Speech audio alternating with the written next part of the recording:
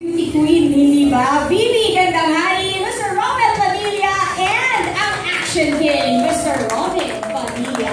Happy New Year po sa inyong lahat! New Year ba? Nakakagulat ka naman dito. Happy 2015! Sa Happy Channel TV5! Dapat naman ang mic yung laway mo.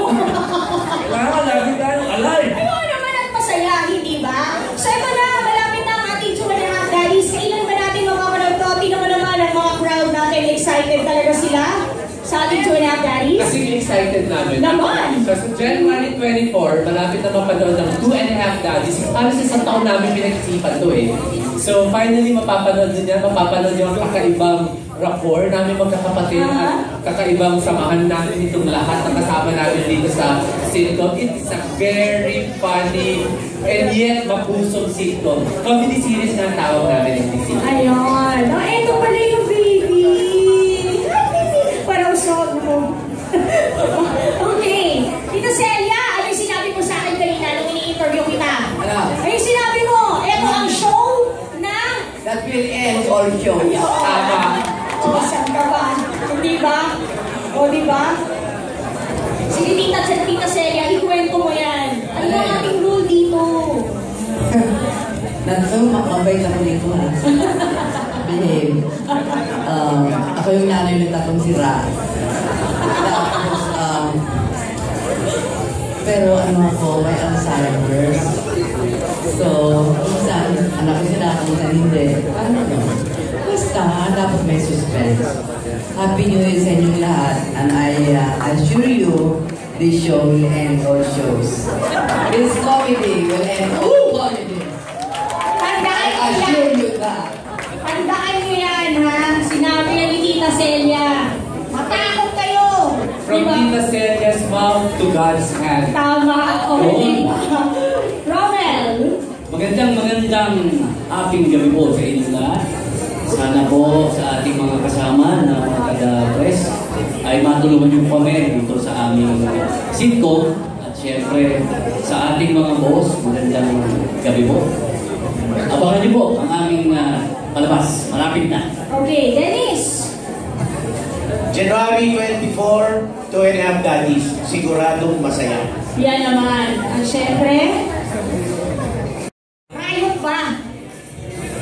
Ewan ko sa kanila.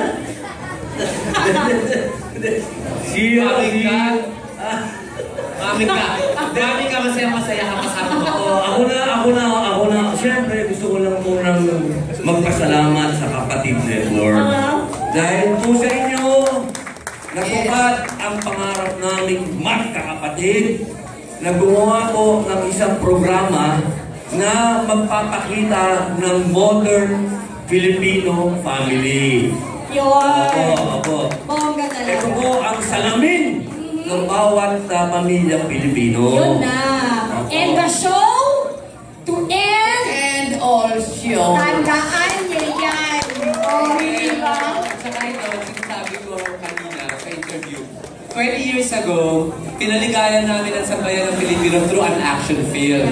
Yung Padilla Brothers gumawa ng Mista. Na hanggang ngayon, I think, is one of the best action films ever made. But now, after 21 years, eto correction na to be politically correct. Hindi na Padilla Brothers, kundi Padilla Siblings. Yeah. We'll do another, but this time a comedy. And I think, 20 years from now, sasabihin nila, I guess that's the best comedy film ever. At comedy show ever.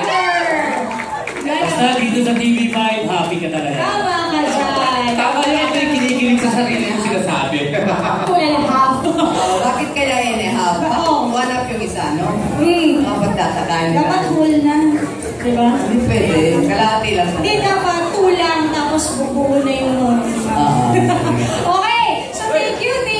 Pag-marami namin yan. January 24. Thank you so much. Please don't fail. Abangan niyo po talaga yung ano. Kasi, para maidagdag ko lang ha.